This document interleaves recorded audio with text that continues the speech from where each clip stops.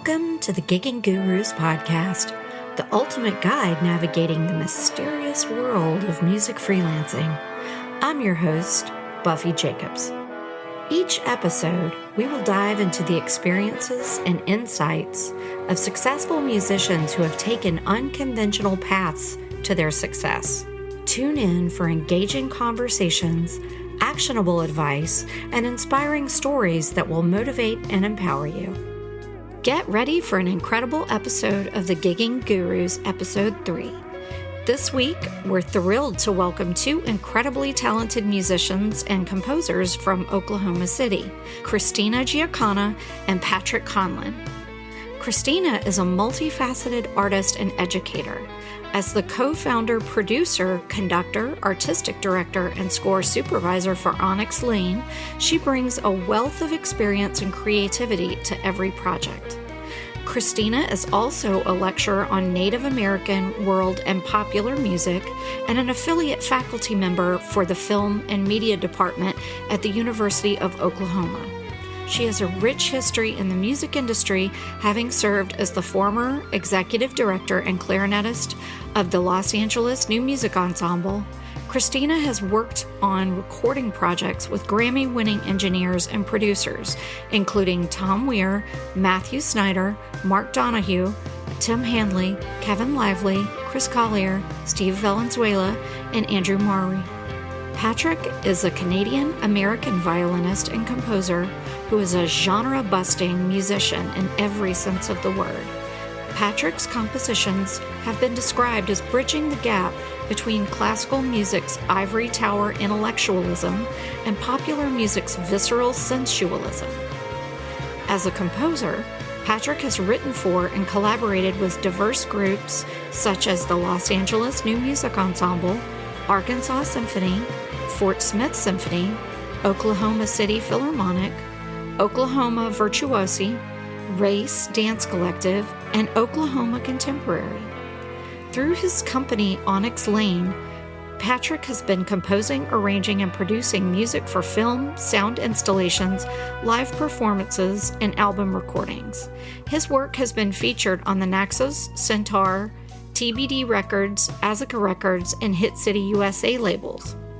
Patrick is also the assistant director of the Academy of Contemporary Music at the University of Central Oklahoma and teaches courses in film scoring, studio recording, and composition. Join us as we delve into the creative worlds of Christina and Patrick on this episode of the Gigging Gurus podcast. Hi, welcome to the Gigging Gurus, Episode 3 with Christina Giacona and Patrick Conlon. Welcome. Thank you for having us. Yeah, thank you. Thank you for being here. Well, why don't we start by introducing yourselves to our listeners and just maybe each of you give a little brief bio on how you got into music composition and what your background is. And what's kind of led you to this point. I'm Christina Giacona, and I am a Los Angeles native, but I'm now located in Oklahoma City here with Patrick. And actually what got me here is I went to school at the University of Oklahoma, and then they offered me a job, so they wouldn't let me leave. But how I got into music is I can't even tell you a time where I wasn't writing my own songs or picking up an instrument, even though I didn't know how to play them, and was trying to create, melodies.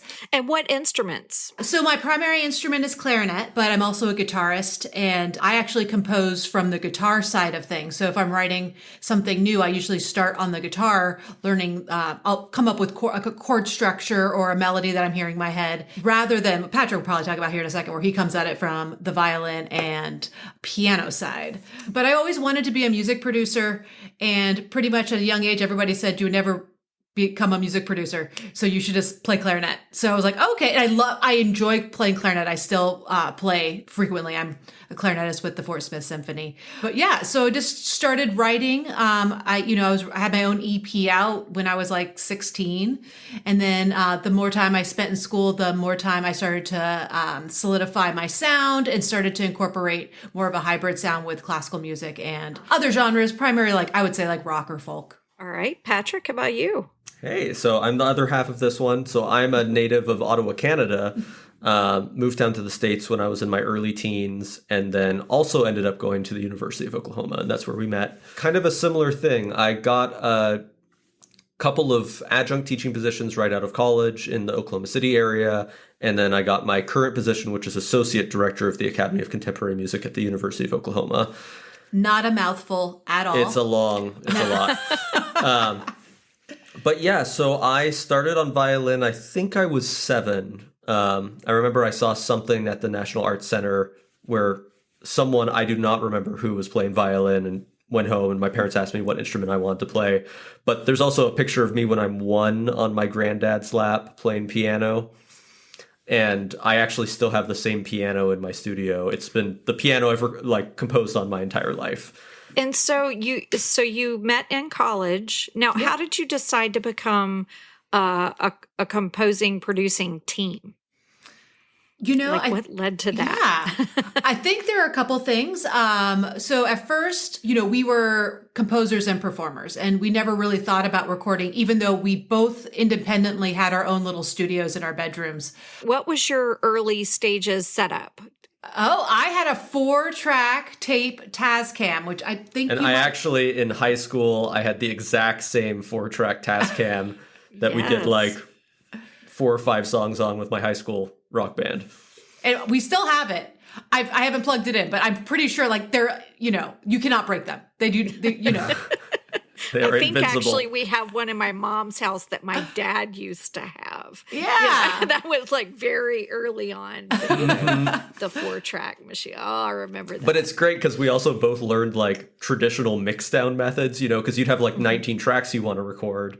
And so I remember there was this one song we did that had banjo and 5 violin parts. And so we had to be, with 4 tracks, you have to be really careful on doing the mix down each time. Oh, yeah. So it's funny. We kind of, even though we're really too young to have started on tape, we both started on tape because it was the cheap thing that we were given. Yeah. Absolutely. No, I think that's good. Sometimes a lot of composers or musicians or whatever, they have to start out with what they're given. Not all of us have large pocketbooks to go out and buy a bunch of gear. And so we're constantly looking for the deal and used gear and stuff to get our start. And it amazes me how most people find that they are a composer either early on in the process or later in life. So would you say that you both had an early start as composers?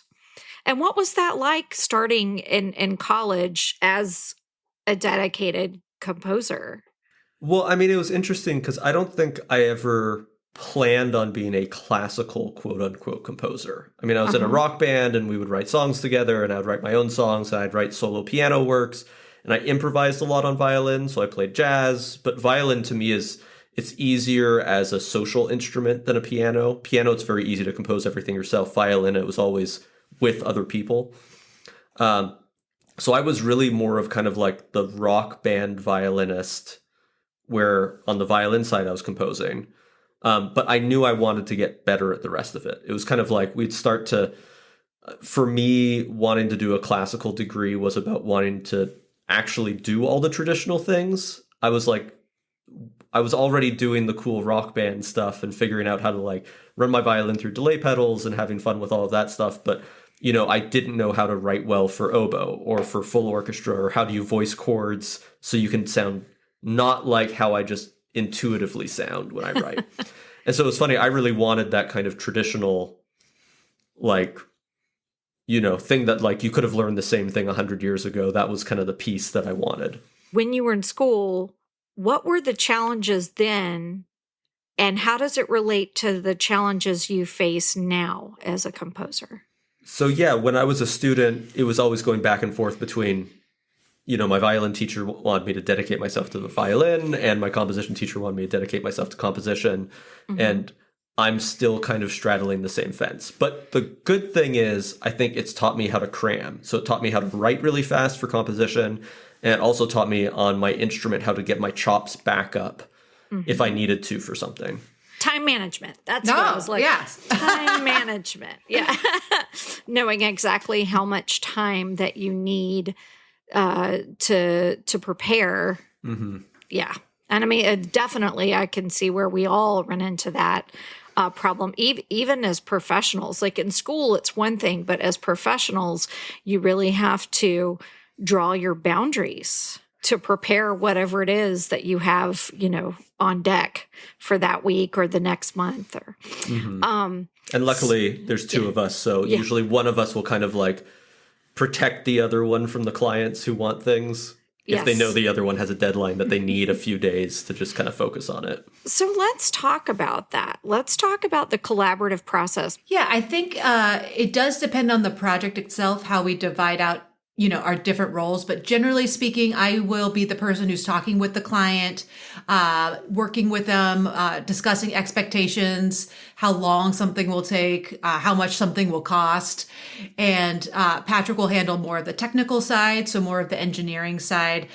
If there is something where composition or orchestration needs to happen, a lot of times Patrick will start the process, and then I will come in and then edit what he's already put in, either recorded or put into a DAW or put it on in sheet music form. I guess when we're in the recording studio, we both just set up. We are both engineering. We are getting microphones in place. Usually we don't have a lot of time to set up. We actually recorded a wind symphony on Friday, and we had an hour to set up 16 mics and a talk back. And I think we had 8 people listening on headphones. So yeah, it's just, you do this, I do this. And, we just kind of just get it done. And then when we're actually recording, I'll handle the producing side while he's handling the engineering side of things. Oh, very cool. So it sounds like you guys have been doing this for a long time together, because everything is like very matter of fact. Like, you do this, I do this. I think it's 17 years now. Yeah. Oh, wow. 17 years. It wasn't like official that we were, a team working together, but for the last 17 years, we've done it in some capacity. Mm-hmm. This is the part that nobody likes to talk about, but how do you handle creative differences or disagreements in the composition process or in the entire work process? Because I'm sure it happens. Oh, yeah. Oh, yeah. Yeah. Well, the answer is I always win. Eventually. Yeah. No. Yes. So I think the best thing is we've gotten a lot better at it, but we've also gotten a lot faster at it. So like when we have disagreements, we usually figure out what direction we're going to go really fast. A lot of times for me, I will try out a lot of things to find out what's right. Uh-huh. And Christina's really more of like a visionary. Like she'll have a vision from the beginning of what it should be and kind of know how to get there. And I'm more of an improviser. Yeah. So if I disagree with her, I'll try to do 5 things that are the other option other than what she suggested. And if all 5 of those don't work, then I'll be like, all right, you were right. That's the way the piece should end, or whatever. Well, it seems like you have a pretty healthy balance among it all. Like I keep up with you on the socials, and you're always doing so many different projects. One thing I want to talk about is, so you're in Oklahoma City. Mm-hmm. And that's not New York, LA, or Nashville. So how do you feel that affects what you're doing? You guys are bringing a lot to the community by bringing in work that wouldn't normally be there. It would be farmed out to, New York, Los Angeles, Nashville, or overseas. Absolutely. Yeah. And how do you feel like that's kind of changed the music community or the music industry in Oklahoma City? I think Oklahoma City is primed to be a new Nashville in like 25 years. Like we don't have the infrastructure yet. We don't have the training, but ACM at UCO where Patrick is, working, and he just started a master's program that's going to start in the fall. I mean, we're training people who don't want to leave. And by training them here, and their roots are in Oklahoma, they're looking for venues to perform at. They're looking for recording studios to record at. And so, I mean, we're just creating some really interesting things just because of the price point. I mean, it's just cheaper to do things in Oklahoma because everything's cheaper here than, LA or New York. Of course. Yes. It's like rent is cheaper, And do you feel like more studios are popping up there? Oh, yeah. And yeah. Oh, yeah. And as a result, yeah. It's cool because it's like we're like the second or third wave of really building up the Oklahoma City music scene so there's the 80s oil crash, and that was kind of like the 90s was everyone leaving Oklahoma City to move to Dallas because all the banks failed and the oil crashed, and it's like all the money moved out. And there was actually a line from a New York banker who was like, we're going to suck all the money out of Oklahoma and bring it to New York. Like they purposely were kind of like making sure the banks failed in Oklahoma City. And so I think around 2000, people really started trying to rebuild the infrastructure here. So one of my great mentors is Scott Booker. He's the manager of the Flaming Lips, and he's the director at the school that I'm associate director. And he's had this 40-year plan for the music industry in Oklahoma that is like in about year 22 right now. And so we're kind of the second wave of that. So his first big thing that he really wanted to do was get the school started. And so it's 16 years old now. What programs do you have there? I got a chance to tour that facility. I was impressed. Oh, thank you. There was a lot there. Yeah. So ACM at UCO is it's similar to a Berkeley or a Full Sail in that it has a really rigorous music production program, and that is associate's, bachelor's level, and soon to be master's level. And then it also, one of the unique things is that it also has a really strong music business component and a really strong music performance component for contemporary music. And when I say that, I mean rock, pop, R&B, country, all those things. And the idea was we're trying to build a scene. So each of our cohorts of students have everything that they need in order to start, really making it happen with just the people who they're going to school with. And then the other unique thing that we have that's really nice is we have a full-fledged school of music that's a separate department from us. And so we're not fighting them for the resources. Like a lot of traditional public schools that have music programs will have, one or two people who are on the music technology faculty. And we have 9 professional engineers who are full-time professors there. But you have like a full-fledged recording studio, right? That's, yeah. And you have like labs and stuff so that people can learn, all the DAWs. That, I mean, like you can't just get by with knowing one. You have to kind of know them all because each person, works on a different one, it seems like. So you've got like Pro Tools, Logic, Ableton. Do you have Reaper? We do actually. So Reaper, we do a little coverage of it in my film scoring class. I do a couple weeks on video game scoring. And we talk about how Reaper and a couple of those programs are used because they have a couple of MIDI capabilities that aren't in the regular Cubase, Logic, Pro Tools sessions. But you actually have 5 studios? Yeah, we've got 4 full-fledged studios, and they all teach different things. So one has a big SSL console, one of them's more of a modular setup, one of them's an Atmos studio, and then one of them's actually a more affordable gear that you can build a studio with so they can try out gear that they can actually afford. Yes. And then we've got a 200 capacity venue that's in the building. It's nice. We kind of tried to build it so it's sort of a hub for the whole music community in addition to being a school. The fun thing is we've been hosting the Oklahoma Opry, and so they're building out the building next to us is going to be their new concert venue. So they've been cool. Yeah, they've been our very friendly, awesome tenants doing their Saturday shows with us while they build up the stage beside.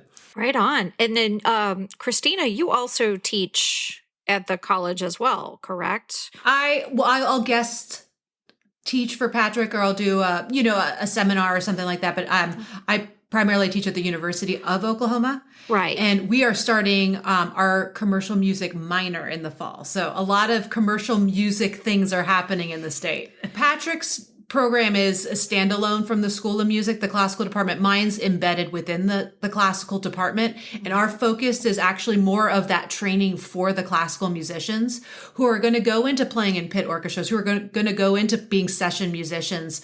And there's also going to be a lot of training for conductors, because let me tell you, every time I go into a session, I thank all of the conducting teachers that I had in the past in the back of my ear, because you need to convey a lot of stuff through the baton without saying it, because there's 30 microphones pointed at you.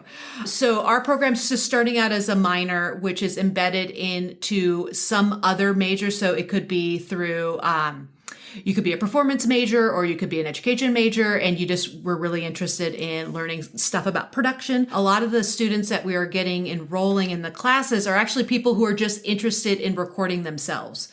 So one of our focuses will be, how do you just set up your little station in your dorm room, or, in your first apartment? I'm glad you brought that up, actually. So give us a little taste of what you would tell your students, because a lot of people don't have the money to acoustically treat their room. So how do you get people started with recording? So I think one of the things that's important to understand about recording is, until you can hear the difference between the expensive gear and the cheap gear, it's not going to make any difference for your stuff. So we are like gear hounds. We have $10,000 microphones. We have all the overly expensive stuff. But it's when you're starting out, like $100 interface, like there's a really great Scarlett interface. Getting something like a Rode NT1A, like a condenser microphone, so you get used to the way a condenser microphone sounds, that is plenty. And if you're not at least a semi-professional mix engineer, it's not going to make any difference if you have a better microphone than that. A good song's a good song. Yeah, a good song is a good song. And so for people, I think it's the barrier to entry is so low now that you just have to start getting used to like following a click on headphones, and like playing in tune when you're listening to a track on headphones is really a different skill set than playing in tune if you're in a string quartet or in a live setting. It's like choir singers getting used to being able to enunciate in a way that the microphone will listen to you. We've recorded a lot of choir, so we've been hearing the words like onset a lot. Oh my God, the onsets. Yeah. But is Logic still $200? Yeah, so there's an academic version where you get Logic, Final Cut Pro. And Mainstage. And Mainstage. Oh, wow. Yeah. So that's usually what I recommend. I'm like, it's, if you have a laptop already for $500-600, you can have a full-fledged studio. And I'm like, that's absolutely all you need. And also for us, I'm really glad that we didn't, in a weird way, go through the traditional LA system of doing what we do, because that's usually like you're a composer's assistant or you're the assistant for a big mix engineer, and you kind of learn how to work at all of the best studios that way. But all the best studios, like we just recorded at Schmecky, and the mix is already 80% of the way there when you get it out, because they're using their microphones in a treated room that they've tested, know that those microphones sound good in that location. And so for us, starting more kind of like the punk rock way of like, I have a single microphone that's sort of cheap, and then a cheap interface, and I'm going to figure out how to do it on my own. And how to make it sound good. Yes, it takes, it's more work, it's more involved. But with AI and plugins and room simulators, it's becoming a lot easier to, and more affordable for, I hate to say, like it's taking people's jobs, but I feel like most people that will depend on those technologies are the ones that can't afford to go to 20th Century Fox Studio or Power Station or where, and lay out a bunch of money, so it's about getting like a MIDI mock-up to sound great. And then just, and a lot of people will record their tracks and send them to clients or whatever. And there's actually union contracts now where you can do home recording. and it's still union based, and it protects the musician, because if the song, you might think nothing would come of the song, but sometimes it'll get licensed and get placement in a television show. And you want to make sure that you're protected if you record it on that track. Otherwise, too bad, so sad. Yeah.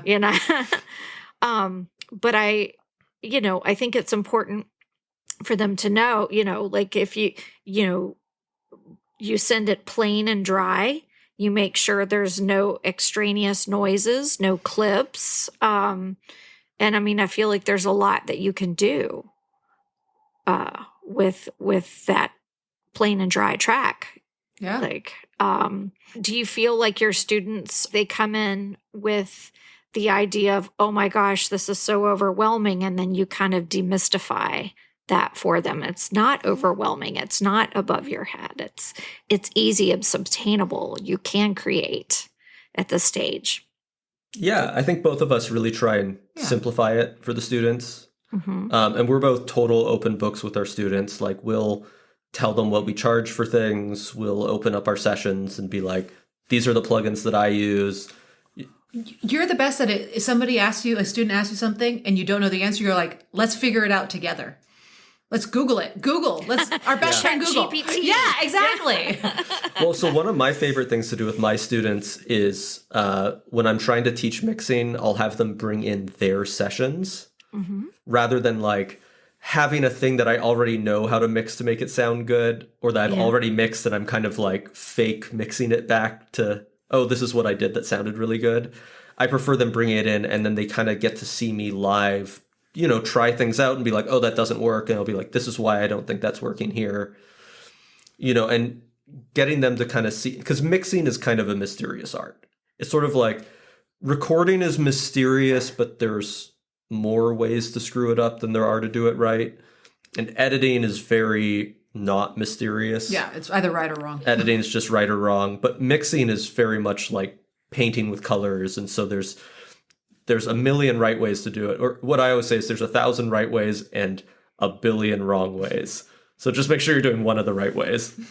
What is the most important thing to do when you're mixing?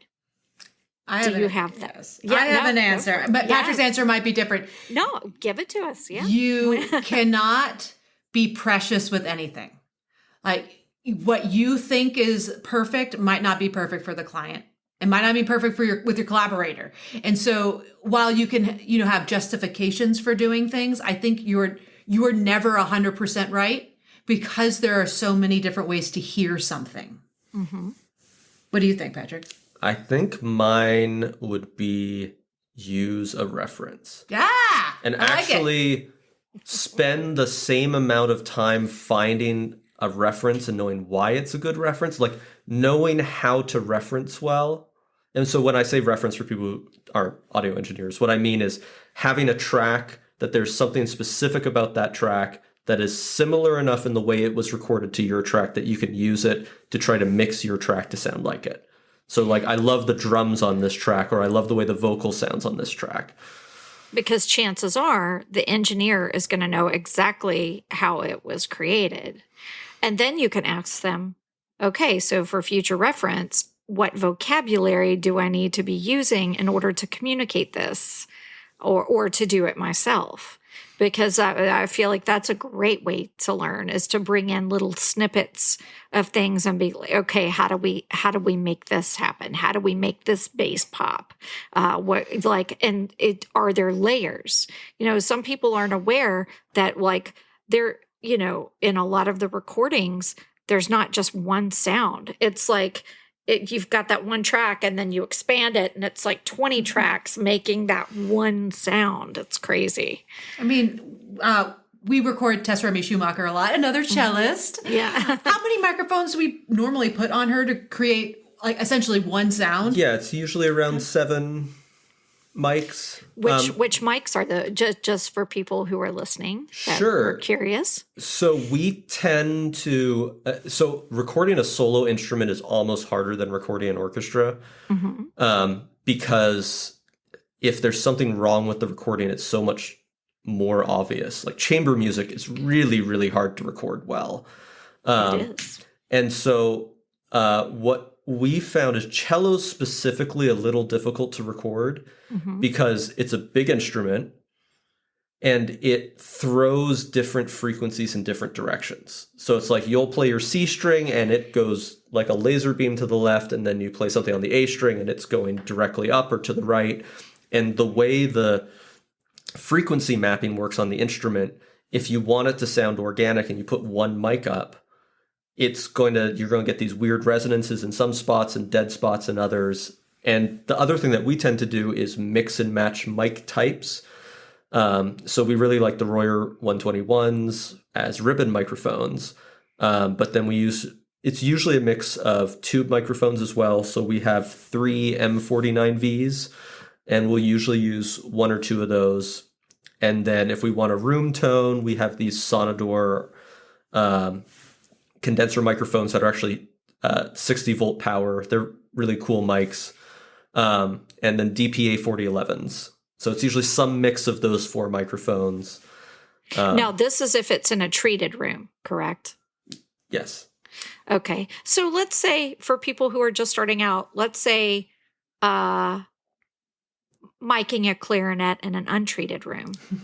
How many mics would you do then? Well, you depending on what the final product is determines how you mic something. So, sometimes my students have a hard time understanding this. If you only put one microphone up, it's going to be in mono. So if that is the goal, you could just put up one microphone. But if the idea is that you want something mixed in stereo, you want something mixed in Atmos, you're going to have to put more microphones up. If I'm in an untreated space with somebody, I'm like, go get those coats, go get some blankets, go get those music stands, create a little shell.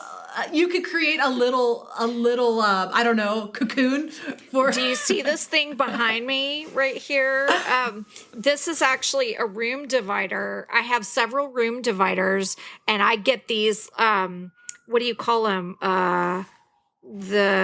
The comforters that are down comforters. Like I have like several big thick ones, and I will build a cocoon, to get to get a little bit better of a situation, because here in New York, you're constantly dodging ambulance noise, like people's car stereos, dog barking, luckily, a lot of the apartments aren't paper thin walls, and you can actually do pretty decent recordings in your apartment. I've successfully recorded stuff here, and that's been nice, but it is a challenge, and nothing like when you're on a deadline and that, it's just a day for the ambuli. Every 2 seconds. Me and my roommate, Austin, it's funny because sometimes we'll have recording deadlines and we'll hear the ambulance and knowing that the other one's recording in the other room, and we're just snickering, like laughing so hard. Because it's just, and you just see the blood pressure like rising because we know we got to get out these tracks and stuff. We've talked a little bit about your creative well, actually, have we covered your creative process like from start to finish? Because I know people would be really interested in hearing about your creative process from start. And I just give me an example of something, because I know there's many different types of things that you do, whether it's a composition or a film score or whatever. Just pick something and walk us through your process. Do you want to do the single? Yeah. So we had a single that just came out on Friday of an album that is coming out on May 9th. Okay. And so the single is called The Time We Could Have Lost. And so that one started, so we composed, orchestrated, contracted all the musicians, recorded everything, edited everything, mixed everything, released it on our record label. I guess the only thing we didn't do was master it. That was the only thing we didn't do. Thank you, wow. our friend Kevin Yeah, Lively. yeah. He did a great job.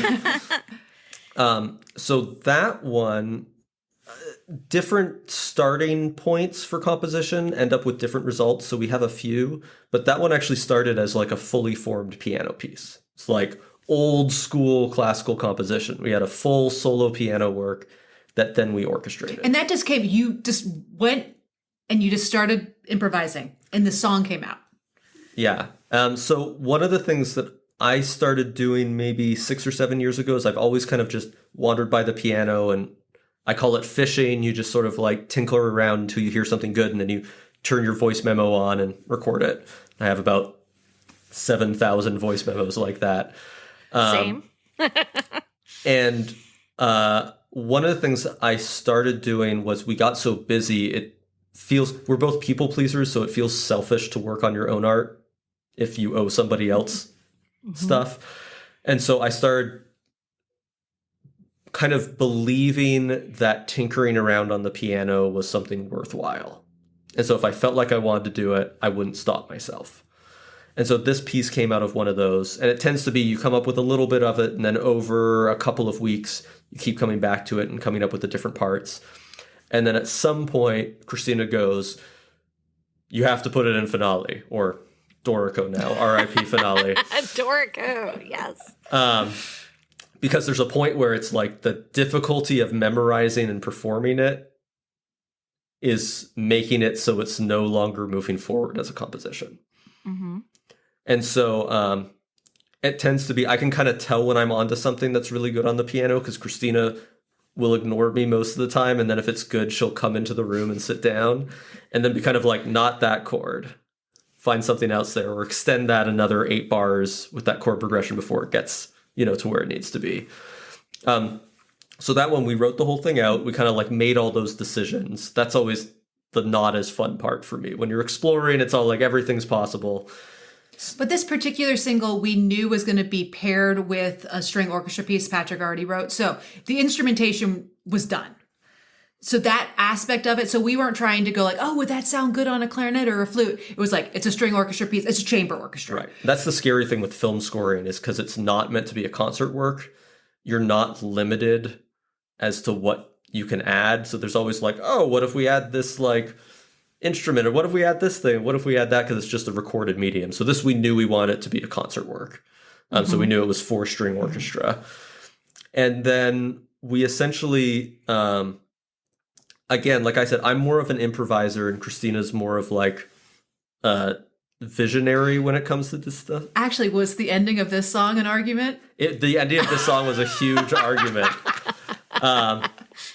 So we get most of it orchestrated, and that happens in different ways. So it's like the crux of it's there, but there's actually this one section that usually I'm the improviser, but I kept trying to figure out how to do what Christina was telling me she wanted in this section. So the violins split into 4 divises, and the violas and cellos are both in divisi. So there's like 9 parts going on top of each other. And finally I was like, Christina, I think you know what it is. Just sing it. And she kind of a cappella sang the different violin lines, and then we transcribed it. And so there's this weird thing of like, sometimes you're doing hardcore theory, like, the reason this voice leading needs to work like this and why it sounds right is because of this, thing that Schoenberg wrote about in 1920 in his theory textbook. And other times it's like, okay, I think you know what it is, sing what it's supposed to be. And it's very intuitive.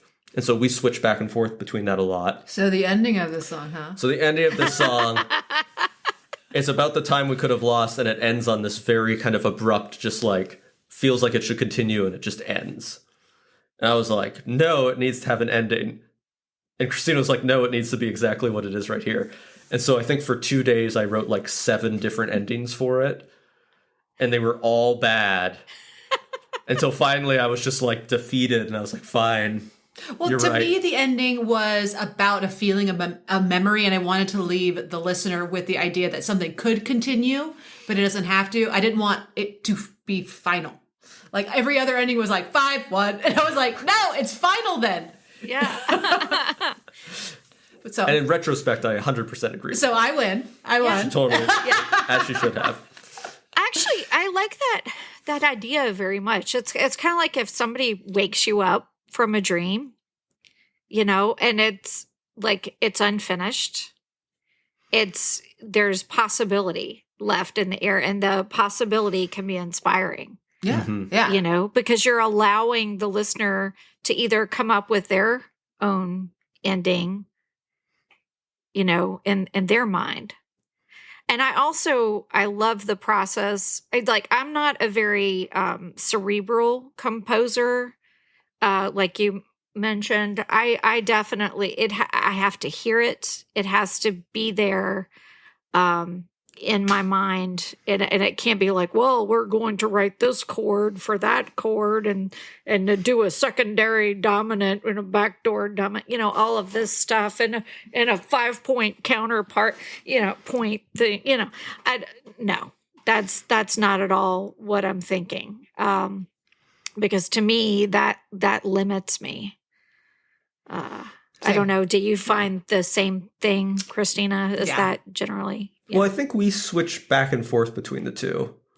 Well, okay. If you need to compose something fast, having the theory it's this, and then you, 2 hours later, you could have a piece written. And for me, it's a lot of times when my intuition fails me, that's when I go to theory. So I go I cannot figure out what chord should be next. And I'm like, okay, so what is my actual chord progression right now? And I can be so I teach a lot of this to my songwriting students. These are it's like composer theory rather than theorist theory. So it'll be what are the most likely chords that would sound good next? According to your melody or according to what chords you have around it, what are the 6 most likely chords that will probably be what you're looking for? And if it's not those, what are the 18 most likely chords? And because then you can just go through them really quickly. And so to me, when music theory is helpful for composition, it just lets you kind of look at all of the most likely to work next steps very quickly. And then if you have MIDI or piano or something where you can check it really quick, you can just kind of no, yes, that one. So that's, to me, where it's really helpful. Do you find that it's easy to balance your individual styles and ideas when you're creating a cohesive piece of music for yourselves or a client? Are you talking about between the two of us or between? Yeah. They're pretty intertwined at this point. Our visions of things are now just... I don't know if they can be separated. Yeah, exactly. But the cool thing with this single is the album title track, In the Waiting Room, is much more of a Patrick track. I came up with it by improvising on violin, and there's these kind of clear, the younger version of me. It's very easy for me to come up with new ideas. So I tend to just play something through, and then I'll come up with a new idea, and then I'll come up with a new idea. And it's more of that style. Even though we both wrote it, it's more of that style. And then The Time We Could Have Lost, to me, is much more Christina's style, where it is more subtle, even though it's at least as complex. I'm trying to do this. I mean this as a compliment. So to me, I will try to write stuff that sounds interesting, but I think Christina writes stuff that sounds right. All right. And I'm going to let you enjoy that. Yeah. Thank you. Enjoy that. It's no, that's great. Is there anything that pushes you both out of your comfort, or what styles or what genres or whatever do you feel pushes you out of your comfort zone? And do you accept those challenges willingly, or do you tend to shy away from those kinds of challenges? I think musically, we are game to do any kind of collab, generally speaking, we're not in the hip hop realm, but we've done crossover hip hop tracks. We've probably done 10 crossover tracks together. But they're definitely, we're bringing the orchestra or chamber group or something into that genre space. And I really love, musically, I really love, when we get a chance to do a punk album, we've gotten to do a couple of punk singles, we've gotten to do a lot of hip hop tracks, and it's fun because as long as you're not, like you were saying earlier, as long as you're not precious about it, and you're you want it to be right for the client and to be right for the genre. And also, we're not classical snobs. We grew up listening to hip hop and everything. The orchestral element into the genre, like punk and hip hop, and The punk track we did was just a straight up the punk track. Yeah, the hip hop crossover so stuff was definitely us collaborating musically. The punk one was I want to record a punk song, but it's actually sung in the Shawnee language. So it was a fun. Yeah, so it was a cover of Rebel Girl that our friend Maggie Boyette did like a really amazing job. And so when we work in those genres, we try and kind of fall in love with the genre. And we're not really mix engineers. Like when we mix, we try to mix for what sounds right for the genre, not like what my sound is as a mix engineer, if that makes sense. Understood. If the client doesn't have an idea, we can be like, well, this is something that we like this is what I'm into right now. Do you want to do that? Or do you want this different style? And so for that one, we wanted it to sound like the original Bikini Kill track. And it's so what they were into, we did all this research because we're both academics, and like what they were really into in mixing during the 90s was distortion as the way to get all of the sounds that you want. So it's like you're getting to the same place, but rather than using a bunch of compressors or using a bunch of EQs, you're using different types of distortion and levels of distortion to get to where you want to go. Like that was the tool. And so when we were mixing it, we were like, okay, yeah, what did they use on the original? And it's like, we don't usually get to use distortion all that often. So it was so much fun to just do it probably took us longer, but then I think we were having a little too much fun. Yeah. Well, especially if I find that sometimes in my process, if I'm diving into something new, I'll tend to overdo it a bit because I love it so much. Oh, well, let's do it. Let's put ketchup all over the plate, instead of just in a little, maybe on a few French fries, or my composition teacher used to say, too much syrup on the pancakes, composers will get like syrup happy, I like that. I like that. Yeah, I totally get that. So technology, would you find that technology plays a huge role in your composition process, or do you ever kind of go back to the old school pencil, paper, just jotting, or all of the above? I think all of the above. Yeah, all of the above. Because they all, to me, pencil and paper is technology. So to me, Western notation is just a really expensive technology because it's technology that requires that you have conservatories that have trained everyone in how to read Western notation, and you have players who are good enough to just read it.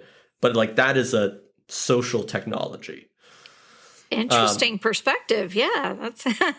But I don't elevate that above any other technologies that I have. To me, it's just one tool. But one of the things I love about working with pencil and paper is most programs like Finale, most engraving software, requires you to state what meter you are in at the beginning of the session, and then you're constrained by that meter. Yeah. And one of the things I love about pencil and paper is there's really nothing, you don't have to make these kind of decisions that I think in the compositional process, a lot of times you haven't made the decision of what would be the right meter for this. Or if you're writing a melody, like if there's a 4/4 fill in the blank problem in front of you, you're going to write something that's in 4/4. But if you're on pencil and paper, you can decide that after you've kind of come up with it. And so one of the things I really like to do if I'm trying to come up with a melody is like one of the tricks, I haven't used this in years, but I used to use it, was I would write crazy multimeter stuff, like just at random, like a 9/4 and then a 5/8 and then whatever. And then I would write a melody filling in those blanks and then afterwards go back and turn it into something that was in 4/4. So it's actually legible for people. Yeah. I also like that on paper, you have nothing playing back for you because so many composition students get like demo love essentially about, it sounded great when I did this scale on this one instrument. It's like, well, that's not really playable on that instrument. Yeah. Like in real life. Oh yeah. MIDI-stration. I think that's what we call it. Yeah. you were working in Finale before, or did you do Finale and Sibelius? Or... Yeah, I started on Finale too. So my mom had a version of Finale for DOS that she did her dissertation on. So I've been using Finale since like 1991 when I was 3, because it was the only video game on my mom's computer. Oh, yeah. That's great. So I was sad, but it's also like I've had to use Sibelius when, like a client uses Sibelius. Dorico makes sense. So I'm lucky that we have people that we'll hire as our assistants now for stuff. Yeah. So I'm not doing as much engraving. Do you have actual copyists in Oklahoma City, or do you have to farm that out? We do, and we've trained them. So Chris Prather's our assistant, and he was an undergrad student who took lessons with me at UCO, and then he got his master's, and then he did a fellowship with us, and then he interned with us, and then he was our assistant.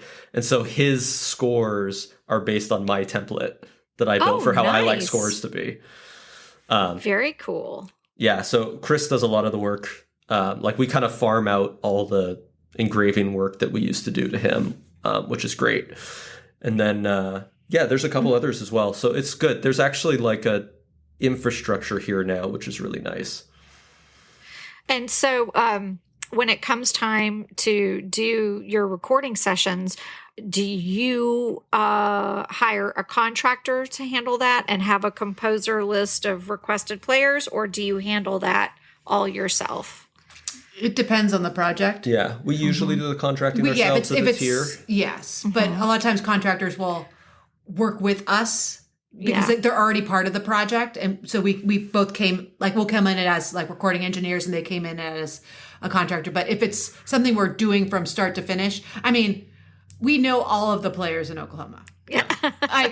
So, it's kind of like we all have the same list. And Dallas, I guess. Yeah. Yes, Dallas and like Arkansas, like everybody. So we know when it's South Kansas. Yeah. It's kind of like this whole within 2 to 3 hours of the border. We have the luxury of knowing who would be good for that type of session. Yeah. Yes. I think, that's so important but I love, I was looking forward to doing this interview with the two of you because you weren't located in New York, LA, Nashville, or like the big city. Like I mean, Oklahoma City, it's a big city, but it's not like, the same. It's not the same. But I want our listeners to be able to hear that, like, hey, if you can't afford to live in New York, Los Angeles, or, or Nashville or whatever, create a community, cultivate your community, like get things started, get, where you live, because it's not as important to live in these big cities anymore. But we travel a lot as well. And it is just cheaper to live here, own our house, and then like we're going to be in New York in like 3 weeks to do like a violin session, Well, I hope that you're going to have coffee with me. Tell us about your album. So In the Waiting Room's coming out on May 9th, and it is 4 programmatic pieces for string orchestra.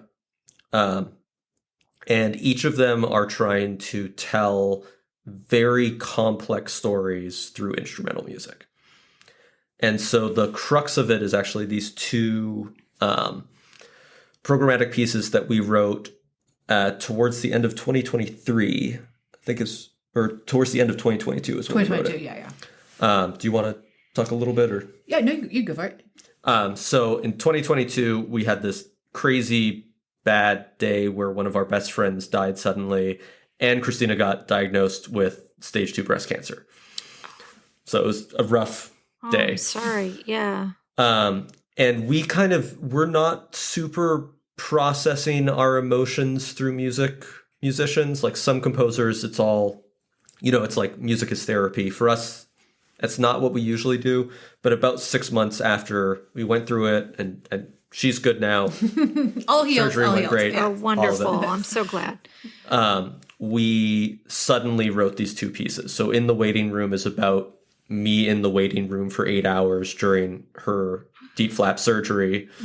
And then The Time We Could Have Lost was kind of this seeing our friend pass away, and then the fact that that could have happened to Christina, kind of this image of like this feeling of love that we have for each other.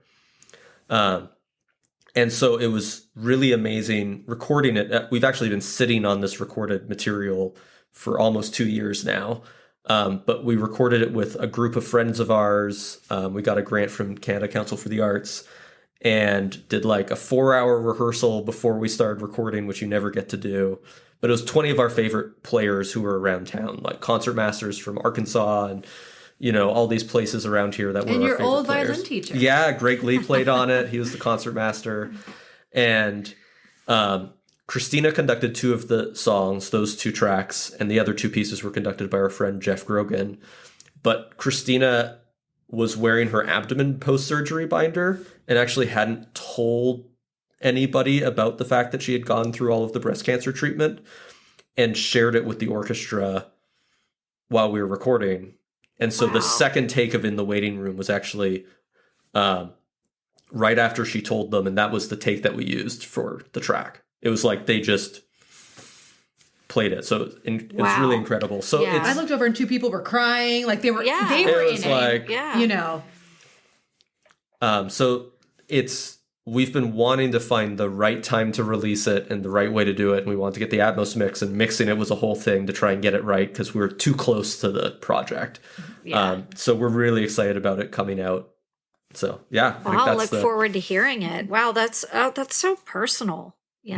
That's was that problematic? Sharing something that was so close and so personal, or was that? Yeah, we're both weirdly private. Like we're very open and public, but like I don't think either of us ever want to burden other people with our burdens. Yeah. That's just not what we do. Yeah. So we're really excited about that. And it's like a relief to have it out there. It's just been this wait until we release it. Wow. Well, congratulations on your upcoming release. And who knows, maybe another Grammy or Grammy nom, We'll take it. We'll take it. Yes, yeah, of course. My goodness. God, sorry, I need a minute after that. No, So it's like, gosh, I don't think I knew about that. So I'm so sorry, but I'm glad you're through it and stronger for it. Almost canceled my appointment because I just was going in for my first mammogram ever. And, when your best friend dies, it took time to get that appointment. So the only reason why I was like sitting in the parking lot and I said, it's going to be 6 months until I get back in. Yeah. Yeah. Just go, it's going to be a half an hour. Yeah. And if I wouldn't have done that, I probably wouldn't have gone for a year. Oh, wow. And that could have made a difference. Yes. And the thing that was difficult about my surgery is they actually found 2 different tumors that had 2 different types of cancer in one breast. Oh, my gosh. It just kept, every part of it became more complicated. And, we just found something we want to check out. It was like, oh, no, we need to check it out tomorrow. Everything just kind of just spiraled, and what they first said was stage 1 became quickly stage 2. And they said, if you waited, 3 months, it could have been stage 3. Oh, wow. So ladies, get them checked. Yes. I hear you. I hear you. Yes, I know. It's self-care. It's part of we have to remember to take care of ourselves. Yes. It's so important. Getting sleep, eating right, remembering, and going to the doctor and getting your health checked out. Very important. Very important. Are there any future plans that you'd like to talk about with us? Any future collaborations you can talk about, or? Do you want to do the OKC Phil, the Hannibal Lecumbe recording? Oh, yes. We're working on this incredible Hannibal Lecumbe album with the Oklahoma City Philharmonic. Mm-hmm. It's this great piece that he wrote for narrator, for the soprano Karen Slack, for the Canterbury Choir, and for Oklahoma City Philharmonic, which is just incredible. It's this genre that he calls a spiritorio. So it's kind of like an oratorio, but it's like really infused with like New Orleans jazz and spirituals. And it's like sounds unlike anything else I've heard by another composer. So that should be in August sometime. Yeah, I think the plan is August. Yeah. And then what we recorded in Prague was for our dear friend Alison Charney, who's New York based. She's a soprano. That's going to be a really incredible album. Probably also July or August. Yeah, July or August release. And then Mike Gives' jazz quartet album came out last Friday. God, that was great. Yeah.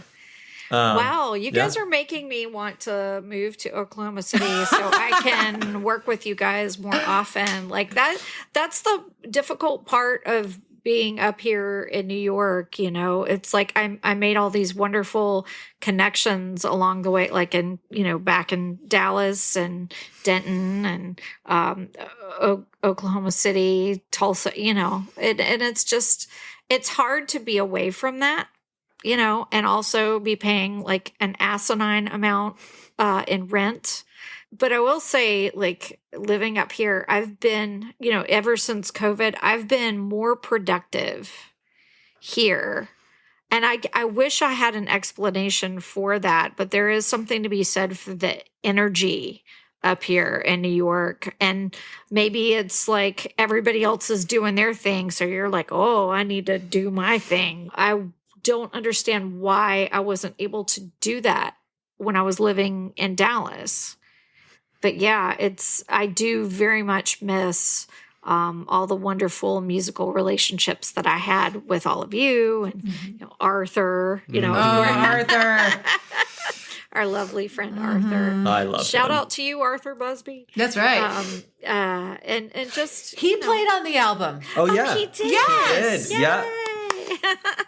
Wonderful. And he's as lovely a person and player as you're gonna meet ever. I mean, I consider him my like post-grad fellowship because we were stand partners in Fort Smith Symphony. That was like one of my first like chaired positions. And it was like I'd never gotten to sit with, because, you know, like I was doing the sub game, but you're with a different stand partner every time.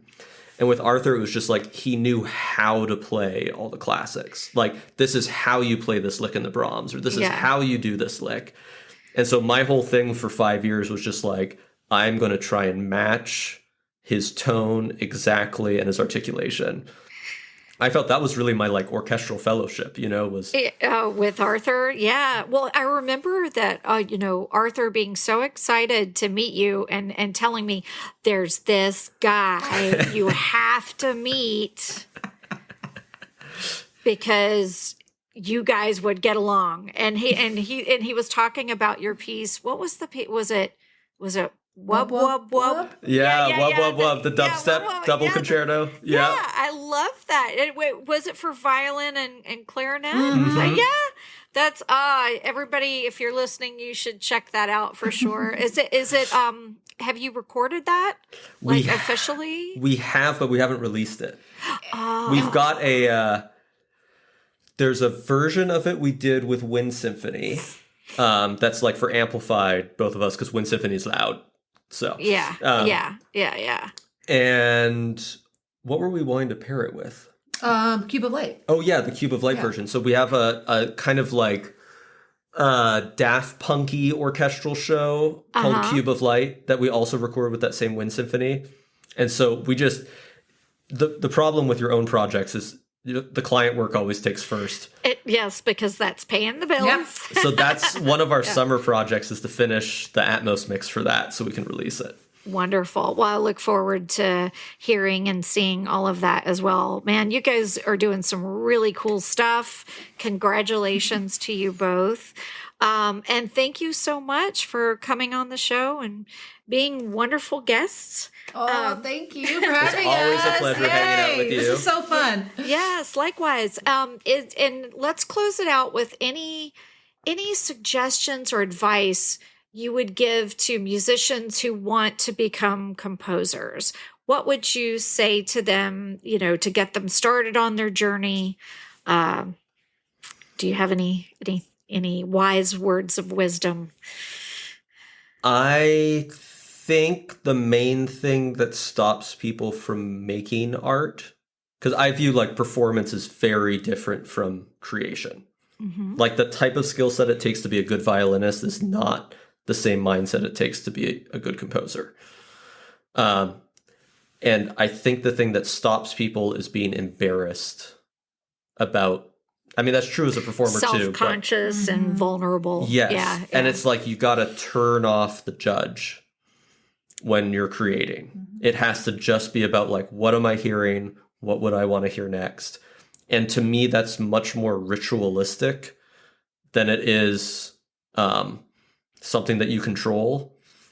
So I'm always like, figure out what was happening when you've composed something that you liked and try and put yourself in that position and then practice it. So it's like, we were very intentional about like the room where music happens, we only do music in that room. And so we've like Pavlov trained ourselves that like, if I go in the studio or I sit down at the piano, like I don't check my emails there. I just work on music. So it's this weird thing. How about for you? I was going to say, let the world inspire you. So it doesn't have to be sound. It could be a piece of art, right? It could be something that you eat. And then don't let like money hold you back, right? Don't like, if only I could afford Logic, or only if I had a microphone. It's like, use your phone. Don't let those types of things stop you from creating the thing you're hearing in your head. Yeah, download the free DAW. It's like GarageBand's great. Yeah. Oh, yeah. Yeah.